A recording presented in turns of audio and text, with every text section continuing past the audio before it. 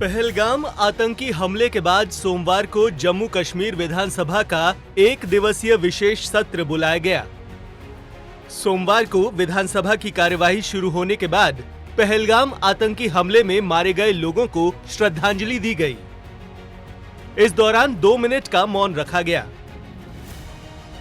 उप मुख्यमंत्री सुरेंद्र चौधरी ने कहा कि ये सदन इस जघन्य कायरतापूर्ण कृत्य की स्पष्ट रूप से निंदा करता है, जिसके परिणाम स्वरूप निर्दोष लोगों की जान चली गई।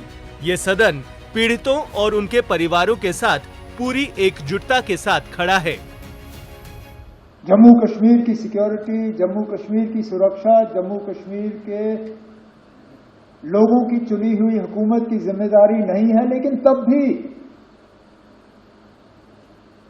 यहां के वजीर आला की हैसियत से, यहां की टूरिज्म के मिनिस्टर की हैसियत से मैंने इन लोगों को दावत दी थी यहां आने की।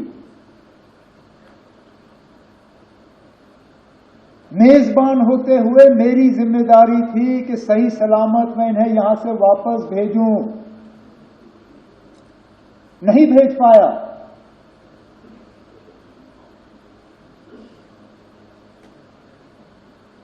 और माफी मांगने के अल्फाज नहीं थे।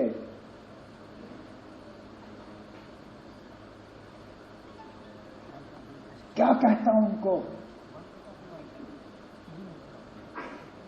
उन छोटे बच्चों को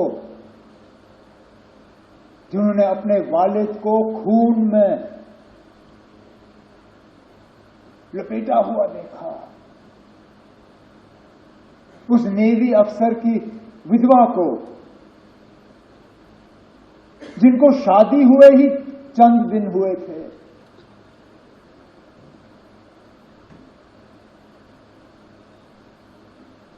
मुझे 1-2 आए, मुझे कहा हमारा कसूर क्या था। हम पहली मर्तबा कश्मीर आए थे छुट्टी मनाने के लिए।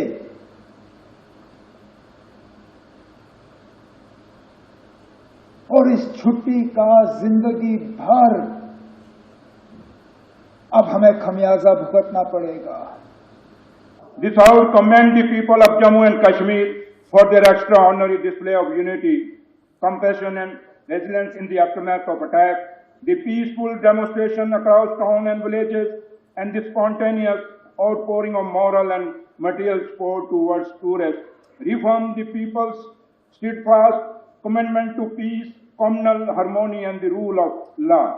This House endorses the diplomatic measures announced by the Union Government on 23rd April 2025 after the meeting of Cabinet Committee on Security.